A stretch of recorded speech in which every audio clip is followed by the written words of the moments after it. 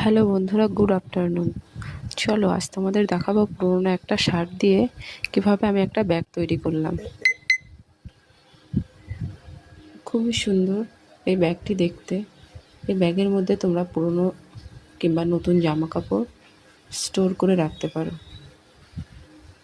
প্রথমে আমরা জামাটিকে কেটে নিয়েছি, শার্টটিকে কাটার পর এবার আমি মেশিনে সেলাই করছি।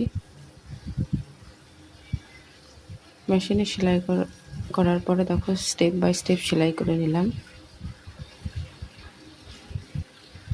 তোমরা ঘরে পরে থাকা পুরনো শার্ট দিয়ে খুব সহজেই এটা তৈরি করে নিতে পারো।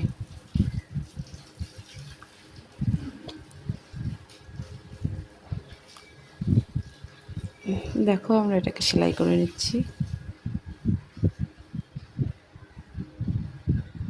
তোমরা যদি এর ফুল ভিডিও পেতে চাও তাহলে আমার ইউটিউব চ্যানেলে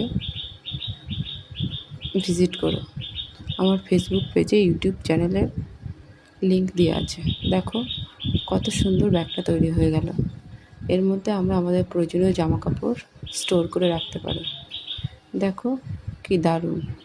ব্যাগে না আমাদের কোনো চেন লাগাতে হবে, না কিছু লাগাতে হবে। জামায় যে বোতামগুলো লাগানো ছিল সেই বোতাম লাগালেই আমাদের ব্যাগটা পুরো সেট হয়ে যাবে। দেখো কি দারুণ লাগছে দেখতে। ভালো লাগলে লাইক কমেন্ট শেয়ার করে